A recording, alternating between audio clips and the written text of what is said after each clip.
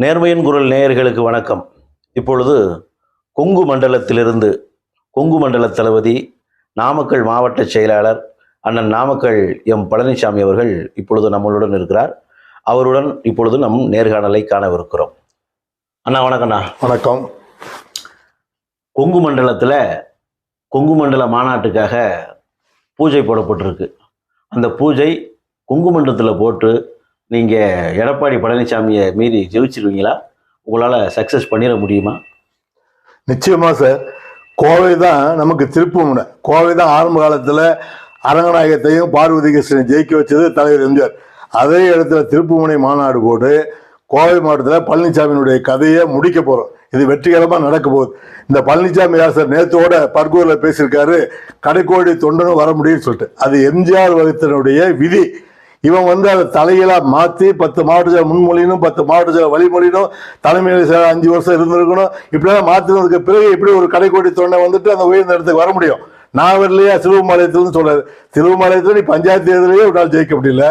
திருச்செங்கோட்டில் சீட்டு கொடுத்து எம்பி தேர்தலில் தோத்த உனக்கு போய் நீங்கள் ஒன்றத்தை கொங்கு மண்டலம் பின்னால் இருக்குன்னு நினைக்கிறேன். எம்ஜிஆர் சேலத்துக்கோ கோவைக்கோ வந்தபோது எப்பாவது நீ இருந்திருக்கிறியா? ஒரு படத்தை உன்னால் காட்ட முடியுமா? கோவையில் கூட்டம் நடந்த போது நீ இல்லை.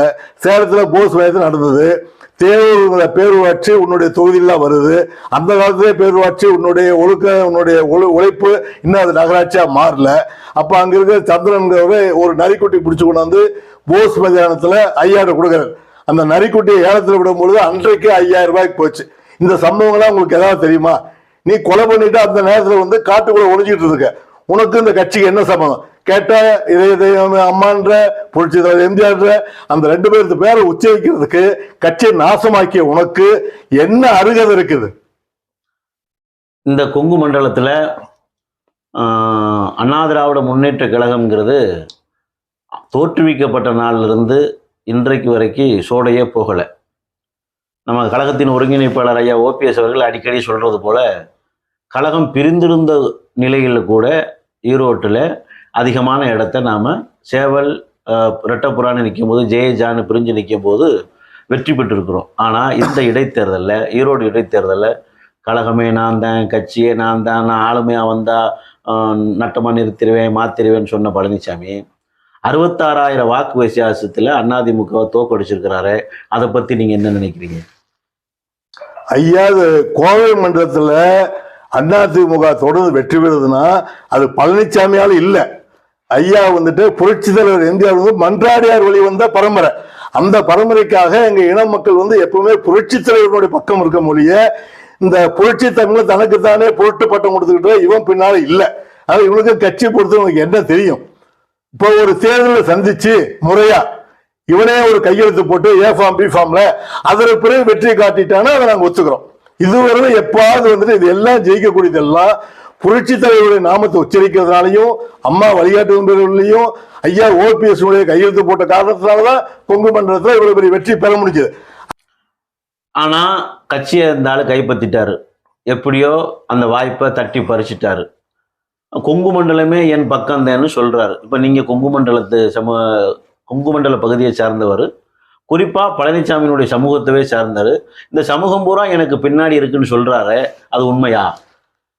இந்த பழனிசாமிக்கு சமூகத்துக்கு என்ன இருக்கு? ஒரு அதிமுக கட்சியை தலைவர் அகில இந்திய அதிமுகவா மாத்தினாரு, ஒரு தேசிய கட்சியா. அப்படிப்பட்ட தேசிய கட்சியை ஒரு மண்டல கட்சியாகி மாவட்ட கட்சியாகி கடைசியா கொண்டாந்து கண்ணங்கூட்டத்து கட்சி ஆக்கி விட்டானே, எவ்வளவு வேதனைக்குரிய விஷயம்.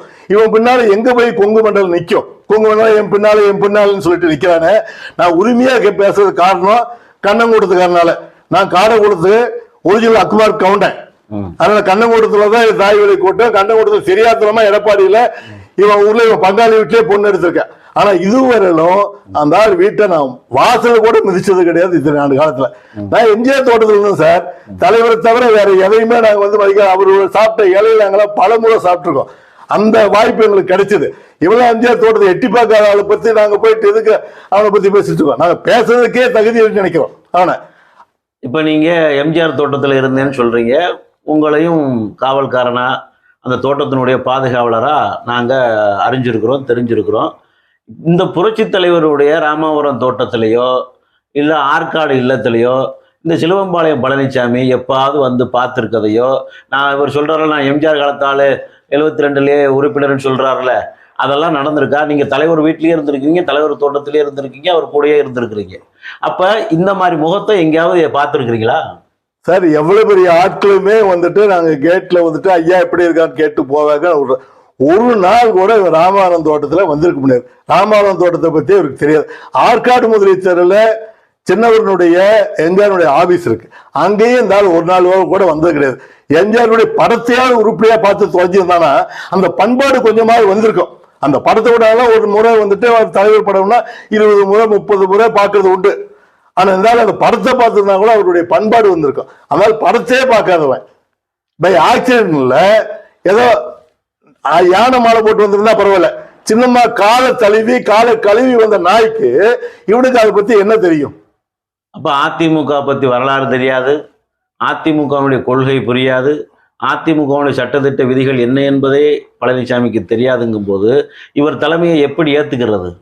இப்ப தலைமையை யார் சார் ஏத்துக்கிட்டாங்க? இப்ப இருக்கக்கூடிய பணத்தை வச்சுக்கிட்டு ஏதோ ஆட்களை வெளியே போகாம இருக்கான்.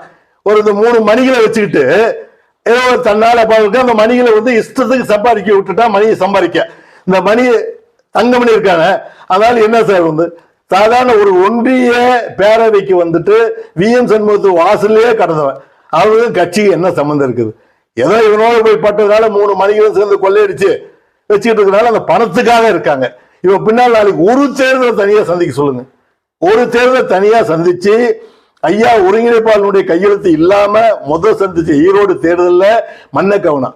வேற ஊர்களா இருந்தா கூட பரவாயில்ல, கொங்கு மாவட்டத்தில் அது ஈரோடு எப்பவுமே ஜெயிக்கக்கூடிய, தமிழ்நாடு முழுக்க 2 தொகுதியில் அது ஒரு தொகுதி ஈரோடு ஜெயிக்குதுன்னு சொன்னா அப்படிப்பட்ட பழம்பொருந்திய இடத்துல கொங்கு பேரை சொல்லி கண்டங்கோட்டத்து பேரை சொல்லி கண்டங்கோட்டு தான் வேட்பாளர் சொல்லி அவ்வளவு ஓட்டு வித்தியாசம் மானக்கேடு தோக்குறிய, கூட்டத்தையே அழிச்சிட்டிய. கவுண்டன்னு சொல்லிக்கவே எங்களுக்கு வெக்கமா இருக்குது. அப்படிப்பட்ட சமுதாய தீரன் சின்னமலை சமுதாயத்துல வாழ்ந்த நாங்க இப்ப இவன் பண்ண வேலை வெளியே போய் கவுண்டன்னு சொல்லிட்டு காலையில் தூக்கி விட்டு பேசக்கூடிய சூழ்நிலை அங்க உட்கார்ந்துருக்கோம். இப்ப அண்ணா திராவிட முன்னேற்ற கழகம் எனும் மாபெரும் மக்கள் இயக்கத்தை அபகரிப்பு திராவிட முன்னேற்ற கழகமா மாத்தி பழனிசாமி பொதுச் செயலாளர் என தனக்குத்தானே அறிவிச்சு செல்லாத பொதுக்குழுவின் மூலம் இல்லாத பதவியான போலி பொதுச் செயலாளர் தான் சொல்லிட்டு இருக்கார்.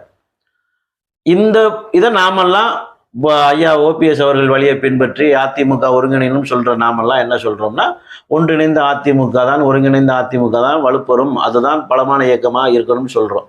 ஆனா இதை எதுவுமே கேட்காத சிலுவம்பாளையம் பழனிசாமி நானே பொதுச் செயலாளர், நானே தலைவர், நானே எல்லாம் பார்த்துக்கிடுவேன்னு சொல்லி ஐயா ஒருங்கிணைப்பாளர் சொல்ற மாதிரி கல்யாண வீடா இருந்தா மாப்பிள்ளையா இருக்கணும், இளவு வீடா இருந்தா புனமாவும் நான் தான் இருக்கணும்னு சொல்ற பழனிசாமி இப்போ கூட்டணிக்கு கூவி அழைக்கிறார். யாராவது வந்துருங்க, தயவு செய்து வந்துருங்க, என்னை நோக்கி வந்துருங்கன்னு கூவி அழைக்கிறார். ஆனா கூட்டணிக்கு யாரும் வர்றதுக்கு தயாரா இல்லை. ஆனா நீங்க புரட்சி தலைவர் காலத்துல இருந்து அவர் கட்சி ஆரம்பிச்ச காலத்துல இருந்து அவர் வீட்டுல, அவர் வாசல்ல, அவர் தோட்டத்துல கூடயே பயணிக்கிறீங்க. அதுக்கப்புறம் அம்மாவுடைய ஆட்சியும் பார்த்துருக்கீங்க, ஐயா ஓபிஎஸ்னுடைய ஆட்சியும் பார்த்துருக்கீங்க, தொடர்ந்து இந்த இயக்கத்தில் பயணிச்சுட்டு வரீங்க. இந்த 3 தலைமுறைக்கு புரட்சி தலைவர் பொறுமை தங்கம் ஐயா ஓபிஎஸ், இதற்கப்புறம் பழனிசாமி தலைமைக்கும் இவங்க தலைமைக்கும் எப்படி வேறுபாடு பார்க்குறீங்க சார்? நீங்க யாரை கொண்டு போய் யாரோட ஒப்பிடுறீங்க? இவ ஒரு தகர டப்பா சார். தகரத்தை கொண்டு போய் தங்கத்தோட எல்லாம் ஒப்பிட்டா இதுக்கு நான் என்ன பதில சொல்றது? இவனுக்கும் கொங்கு மண்டலத்துக்கு என்ன சம்பந்தம் இருக்குது? இவனாலுக்கும் கட்சிக்கு என்ன சம்பந்தம் இருக்குது? கொலையும் இல்ல கூட்டணி கட்சியை கூப்பிட்டு பாக்குறாரு. அதுதான் உட்கார்ந்து வேலுமணியோ தங்கமணியோ சிவி சண்முகமோ நத்த விஸ்வநாதனோ கூப்பிட்டு இல்ல, அதுதான் சொல்ல வர்றேன். அதாவது எப்பவுமே தலைவர் காலத்திலேயே அம்மா காலத்திலேயே கூட்டணி கட்சிகளுக்காக நம்ம கதவை சாத்தியே அவங்க தட்டிக்கிட்டு நாள் கணக்கில் இருந்திருப்பாங்க. நம்ம போய் கடை விரிச்சுக்கிட்டு ஐயா வாங்க, அம்மா வாங்க, காலனா அரையனா கட்சியெல்லாம் வாங்க, லட்சம்பல் கட்சியில வாங்கன்னு கூப்பிட்டது வரலாறே கிடையாது. அம்மாட்டையும் ஐயாட்டையும் ஒரு அப்பாயின்மெண்ட் வாங்குறதுக்குள்ள அவங்களுக்கு மாத கணக்காயிரும். அது தகுதி இருந்தாதான் எங்களுடைய தடையெல்லாம் மீறி உள்ள போக முடியும். சாதாரணமா ஒருத்தர் உள்ள போக முடியாது. அப்படிப்பட்ட இடத்த சில புறமோக்களை வச்சுக்கிட்டு கடையை விரிச்சுக்கிட்டு அந்த இடத்துல அந்த பாவம் மன்னிக்குமா ஜானகமா கொடுத்து அந்த பில்டிங்ல உட்கார்ந்துக்கிட்டு அவங்களுக்கு துரோகம் பண்ணிக்கிட்டு இருந்தா அந்த பாவமே உனக்கு மன்னிக்காது. அதனால அவங்க உள்ள யாருமே வரமாட்டாங்க.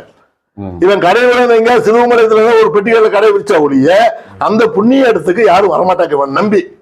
இப்ப அதிமுகவை எப்படி புரட்சித் தலைவர் எம்ஜிஆர் அவர்கள் திமுகவிலிருந்து வந்த கருணாநிதி வந்து திமுகவை அழிக்க வந்த தீய சக்தின்னு சொன்னாரோ, அண்ணா திராவிட முன்னேற்ற கழகத்திற்கு கருணாநிதி ஒரு தீய சக்தி போல, இன்றைக்கு இருக்கிற அனைத்து இந்திய அண்ணா திராவிட முன்னேற்ற கழகத்திற்கு பழனிசாமி ஒரு துரோக சக்தின்றீங்களா? துரோக சக்தியா சார்? வேற என்ன வார்த்தை சொல்றதே தெரியல. காலத்தினுடைய இந்த காலத்துல நம்ம வாழ்றோமேங்கிறது நமக்கு கேவலமா இருக்கு, வெக்கமா இருக்கு.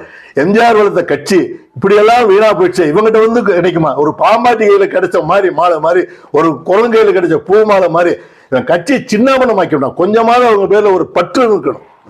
நமக்கெல்லாம் எவ்வளவு செல்வாக்கு கொடுத்தாலும் தலைவருக்கு எதிர்ப்பான ஒரு வார்த்தையோ ஒரு சின்ன வார்த்தையோ நம்மளால பேச முடியாது. அப்படிப்பட்ட பதவி கொடுத்த அம்மாவே பார்த்து நாய்னு சொன்ன, நாயை விட கேவலமா, நாய் கூட கோவிச்சுக்கும் இதுவனோட ஒப்பிட்டோம்னா. அப்படிப்பட்ட துரோகி இவன் நம்பி எந்த மண்டலம் சார் இருக்கு? சும்மா கொங்கு மண்டலம் பண்ணாலும் கொங்கு மண்டலம் பண்ணாலும் ஒரு தேர்தலை சந்திக்கிட்டு அவன் கையெழுத்து போட்டு ஏ ஃபார்ம் பி ஃபார்ம் ஏதாவது ஐயா கூட நாளைக்கு ஓபிஎஸ் ஐயாவே இந்த பேட்டி பார்த்தா கூட அவர் வருத்தப்படுவார். என்ன அவன் பேசிட்டேன்னு சொல்லிட்டு என்னை விட 2 வயசு குறைஞ்சவன் தான், அதனால மாப்பிள்ள தான், அதனால உரிமையோட நான் அவன் உடனே திட்டுறேன். ஆனா ஐயா வந்து நீ நிச்சயமா என் பேர்ல வருத்தப்படுவாரு. ஒரு முகத்தை பார்த்தா தொப்பிங்கிறது அந்த எம்ஜிஆருக்கு மட்டும்தான் பொருந்தும். அதை தூக்கி வச்சு சிரிக்கிறா பாருங்க, அந்த சிரிப்பு போட்டா வச்சுக்கிட்டுதான் என் பேரன் பள்ளிக்கூடத்துக்கு போகல சாப்பிடலன்னு சொன்னா என் மருமகை எதையோ காட்டிக்கிட்டு அவனை பயப்படுத்த பார்த்தோம்னா ஒரு நாள் போய் போட்டோ பார்த்தோம்னா இந்த ஆள் தொப்பியும் சிரிக்கிறான் ஒரு பல்லழகர், அந்த போட்டோ பூச்சாண்டிட்டு புடிச்சு கொடுத்துருவேன். ஒழுங்கா சாப்பிடு, ஒழுங்கா பள்ளிக்கூடத்துக்கு போ அப்படின்னு சொல்லிட்டு அவ்வளவு கேவலமாக்கிட்டான் சார். அப்போ ஒரு எம்ஜிஆர் தான் இருக்க முடியும். அதை போல அந்த புண்ணிய வாரிசு வந்த ஒரு ஓபிஎஸ் தான் இருக்க முடியும். தன்னை பற்றி எவ்வளவுதான் ஒருத்தர் திட்டுனாலும் அம்மா சட்டசபையில பேசும்போது அப்படியே ஒரு புண் சிரிப்பு சிரிப்பாங்க பாரு, அவ்வளவுதான்.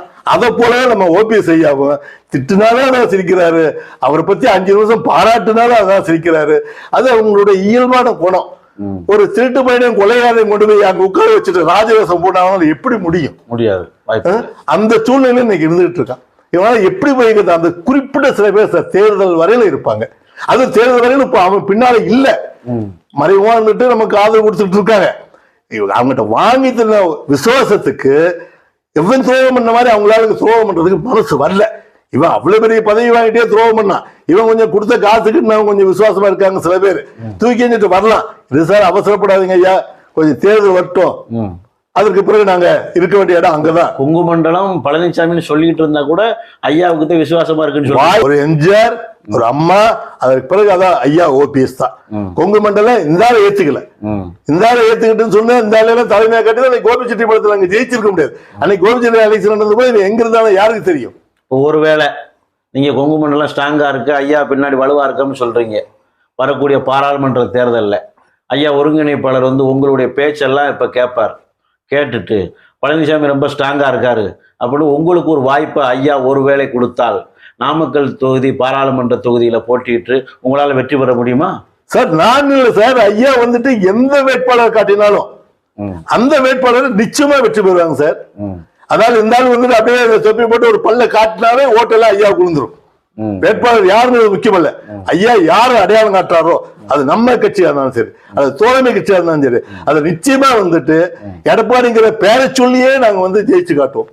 ஒருவேளை இல்ல பழனிசாமி நீங்க தான் நிக்கணும், அந்த பழனிசாமியை காலி பண்ண இந்த பழனிசாமி தான் சரியான ஆளு, ஒரு முள்ளால தான் எடுக்கணும்னு நினைச்சு சிலுவம்பாளையம் பழனிசாமியை காலி பண்றதுக்கு நாமக்கல் பழனிசாமியை களம் இறக்குறாருன்னு வச்சுப்போம், உங்களுடைய நிலை எப்படி இருக்கும்? ஐயா உத்தரவு போட்டு அதுக்கு நாங்க நிறைவேற்றதுக்கு தயாரா இருக்கிறோங்க. வெற்றி வாய்ப்பு எப்படி? வெற்றி வாய்ப்பு பிரகாசமா இருக்க. நாங்க மட்டும் எங்க இன மக்களே அந்த துரோகியை காலி பண்றதுக்கு நாங்க காத்துட்டு இருக்கோம். அப்படிப்பட்ட ஒரு ஐயா வாய்ப்பு கொடுத்தாருன்னா புரட்சி தலைவர் எம்ஜிஆர் அவருடைய ஆத்மா கொடுத்த மாதிரி மிக சந்தோஷப்பட்டு ஐயா என்ன எதிர்பார்க்காரோ அந்த வெற்றி கடி நிச்சயமா எங்களால் கொடுக்க முடியும். நாமக்கல் தொகுதி மட்டும் அப்படி இருக்கா? கொங்கு மண்டலம் எல்லாமே ஐயாவுக்கு ஆதரவா இருக்கா? கொங்கு மண்டலமே இருக்குங்க. தீரன் சின்னமலை வாழ்ந்த பரம்பரையில இப்படிப்பட்ட ஒரு தீய சக்தி கருணாநிதி மாதிரி ஒரு தீச்சட்டி விட ஒரு கேவலமான இந்த எங்க குளத்துல இருக்காங்கிறது எங்களுக்கு வேதனையா இருக்கு. அப்படிப்பட்ட எம்ஜிஆர் பேர்ல இனிமேல் பேச்ச ஆரம்பிக்கும் போது தலைவர் பேரையும் அம்மா பேரையும் சொல்ல பாருங்க, அதுக்கு கொஞ்சம் கூட அருகதை இல்லாதவன். அப்ப நீங்க என்ன சொல்ல வரீங்க? அண்ணாவின் இதயக்கனி புரட்சித் தலைவர் எம்ஜிஆர். எம்ஜிஆர் நமக்கு காட்டிய அடையாளம் புரட்சித் தலைவி அம்மா. அம்மாவின் அரசியல் வாரிசு கழகத்தின் ஒருங்கிணைப்பாளர் ஐயா ஓபிஎஸ் மட்டும்தான் சொல்றீங்களா? நிச்சயமா நிச்சயமா வந்துட்டு புரட்சி தலைவர்கள் அடையாளம் காட்ட அம்மா. அம்மாவால அடையாளம் மட்டும் காட்டப்படல, தகுதியான ஒரு பல பேர் சீனியர்கள் இருக்க, நீதான் தகுதியானவன்னு சொல்லிட்டு 2 முறை உட்கார வச்சாங்க இல்லையா? அப்ப ஏன் இந்த தீச்சட்டி கூப்பிடல? இதுல இருந்தே புரிஞ்சுக்க வேண்டாமா தகுதியான நபர் யாருன்னு சொல்லிட்டு? இப்ப கோவையில சாதாரண ஒரு தொன்னை மில் தொழிலாளி மருதாச்சலம், அவர் இவ்வளவு பெரிய கோவை மாவட்டத்தை ஒருங்கிணைக்க, திருப்பூர், ஈரோடு, கோவை இதெல்லாம் அடங்கிய மாவட்டத்தை அவர் ஒரு மில் தொழிலாளி ஒரு நிர்வகிச்சார்னா அதுக்கு ஒரே காரணம் புரட்சி தலைவர் எம்ஜிஆர் நாமத்தை உச்சரிச்சதுனாலதான் வந்தார். எல்லாம் அவருக்கு என்ன, ஒரு சாதாரண ஒரு மில் தொழிலாளி இந்த கோவை மாவட்டத்தையே ஒருங்கிணைந்த மாவட்டத்தையே அவர் கட்டிக்காத எம்ஜிஆர் ஆட்சி நிறுவனார்ல, அந்த பலம் தான் எங்ககிட்ட இருக்கு. அதனால நிச்சயமா இவன் கொங்கு மண்டலம் என் பக்கங்க, ஜாதிகார என் பக்கம், இந்த கதையெல்லாம் சொல்லிட்டு இருக்க கூடாது. நீ எடுபடாது. இந்த ஆளு கையெழுத்து போட்டானா நிச்சயமா உருப்படியாக. ரொம்ப நன்றி. எங்களுடன் கலந்து உங்களுடைய கருத்துக்களை சொல்லியமைக்கு மிக்க நன்றி. நேயர்களே, கொங்கில் ஒரு பழனிசாமி அதிமுகவிற்கு துரோகத்தை செய்தால் 1000 பழனிசாமிகள் அண்ணன் நாமக்கல் பழனிசாமி போல் கழகத்துக்காக ஒன்றிணைந்து இந்த இயக்கத்தை மீட்டே தீர்வோம். கழகத்தின் ஒருங்கிணைப்பாளர் ஐயா ஓபிஎஸ் அவர்களுடைய கரத்தை வலுப்படுத்துவோம். ஒன்றிணைந்த அதிமுக, ஒருங்கிணைந்த அதிமுக, ஒற்றுமையான அதிமுக, ஒருங்கிணைப்பாளர் தலைமையில் மட்டுமே இயங்குகின்ற அதிமுக மாற்றி காட்டுவோம் என்பதை வலுவாகவும் ஆணித்தரமாகவும் அழுத்தமாகவும் சொல்லுகிறார்கள். அவற்றையெல்லாம் நாம் ஒவ்வொன்றாக கேட்டு உங்களுக்கும் சொல்ல இருக்கிறோம். இந்த நிகழ்ச்சியை இத்தோடு முடித்துக் கொள்கிறோம். நன்றி, வணக்கம்.